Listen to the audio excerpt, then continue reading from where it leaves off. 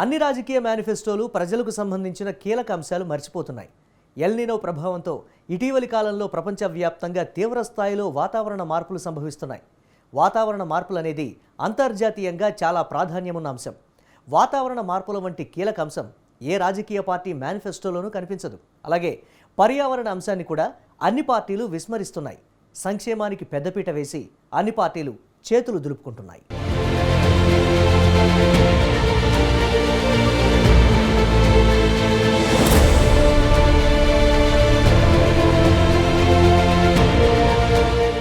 లోక్సభ ఎన్నికలు అనగానే అందరికీ గుర్తుకొచ్చేది మేనిఫెస్టో. ఎన్నికల ప్రణాళికలను రూపొందించడానికి ఆయా పార్టీల నేతలు పెద్ద ఎత్తున కసరత్తు చేస్తుంటారు. తాము అధికారంలోకి వస్తే ఏం చేస్తామో ప్రజలకు ఇచ్చే వాగ్దాన పత్రమే ఎలక్షన్ మేనిఫెస్టో.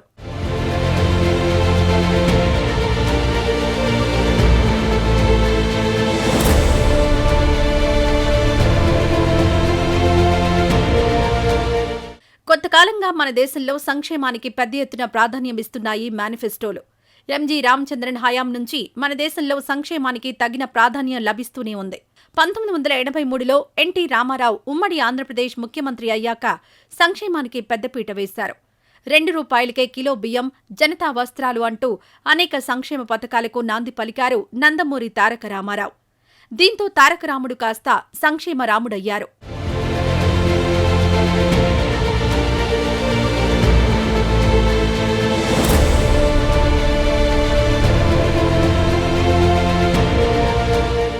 కర్ణాటక అసెంబ్లీ ఎన్నికల తరువాత అందరి దృష్టి సంక్షేమ పథకాలపై పడింది. కాంగ్రెస్ పార్టీ హామీ ఇచ్చిన 5 గ్యారంటీలే ఆ పార్టీని విజయ తీరాలకు చేర్చిందని విశ్లేషించారు రాజకీయ పండితులు. కర్ణాటక గెలిపిచ్చిన స్ఫూర్తితో తెలంగాణ ఎన్నికల కోసం రెట్టించిన ఉత్సాహంతో 6 గ్యారంటీలను ప్రకటించారు కాంగ్రెస్ అధినేత్రి సోనియా గాంధీ. ఈ నేపథ్యంలో తెలంగాణ అసెంబ్లీ ఎన్నికల్లో భారత రాష్ట్ర సమితి కూడా సంక్షేమ పథకాలనే నమ్ముకుంది. దీంతో సంక్షేమ పథకాలనే హైలైట్ చేస్తూ ఎలక్షన్ మేనిఫెస్టో రూపొందించింది బీఆర్ఎస్.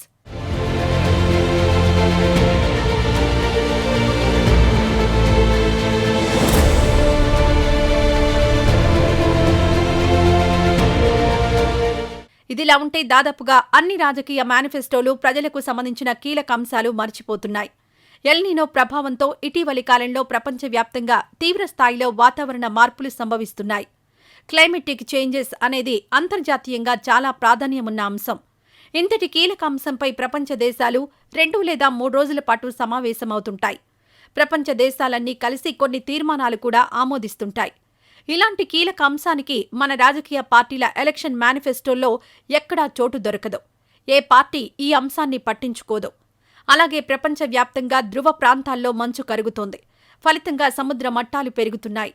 ఈ పరిస్థితి ఇప్పటికే తీవ్రం కావడంతో వాతావరణ పరిస్థితుల్లో భారీ మార్పులు చోటు చేసుకుంటున్నాయి. అనేక దేశాల్లో వరదలు వస్తున్నాయి. భవిష్యత్తులో ప్రకృతి విపత్తులు మరింత ఎక్కువగా వచ్చే అవకాశాలున్నాయంటున్నారు సైంటిస్టులు. దీనికి విరుగుడుగా తాము ఏం చేయబోతున్నామో ఎన్నికల మేనిఫెస్టోల్లో వివరించాల్సిన అవసరం రాజకీయ పార్టీలపై ఉంది.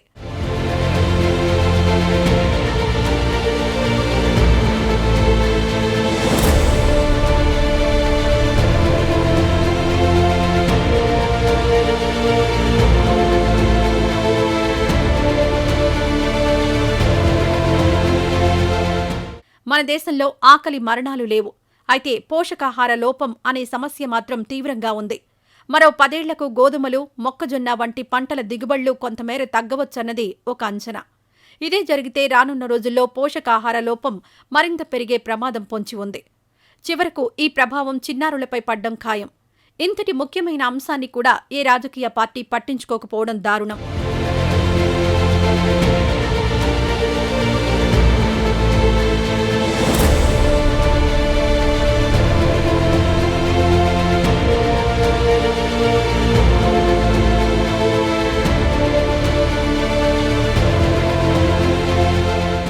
మన దేశంలో కొంతకాలంగా వరదలు బీభత్సం సృష్టిస్తున్నాయి.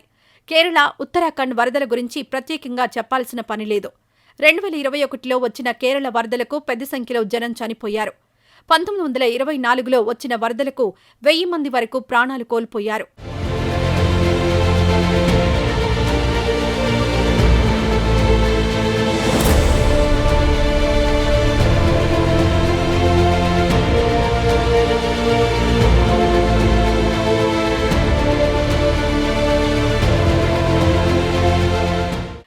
ఆగస్టులో 3,368 మిల్లీమీటర్ల భారీ వర్షపాతం నమోదైంది.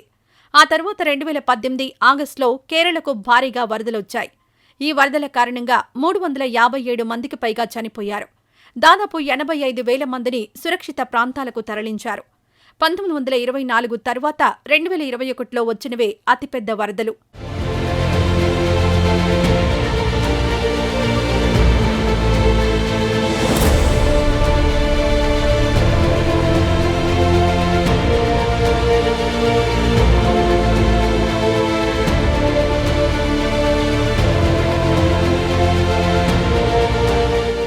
ఉత్తరాఖండ్లో ఇటీవలి కాలంలో తరచూ వరదలు రావడం అందరూ చూశాం.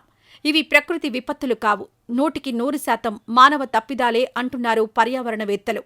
ఇందుకు సంబంధించి పర్యావరణవేత్త మాధవ్ గాడ్గిల్ ఇచ్చిన నివేదికను అన్ని రాజకీయ పార్టీలు బుట్టదాఖలు చేశాయి. పర్యావరణంపై ఇప్పటికైనా పాలకుల మైండ్ సెట్ మారాలి. వరదలు, ప్రకృతి విపత్తుల నుంచి ప్రజలను రక్షించడానికి అవసరమైన చర్యలు తీసుకోవాలి.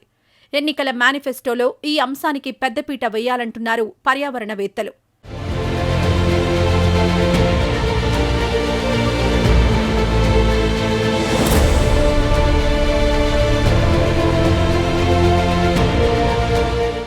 అయితే పర్యావరణవేత్తల సలహాలు, సూచనలను పాలక వర్గాలు పట్టించుకోవడం లేదు.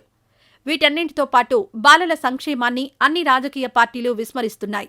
చిన్నారులకు ఓటు హక్కు లేకపోవడమే దీనికి కారణమన్న విమర్శ కూడా వినిపిస్తోంది. ఏమైనా ఎన్నికల ప్రణాళిక రూపొందించడంలో పాలకుల ప్రాధాన్యాలు మారాల్సిన అవసరం ఉంది అంటున్నారు మేధావులు.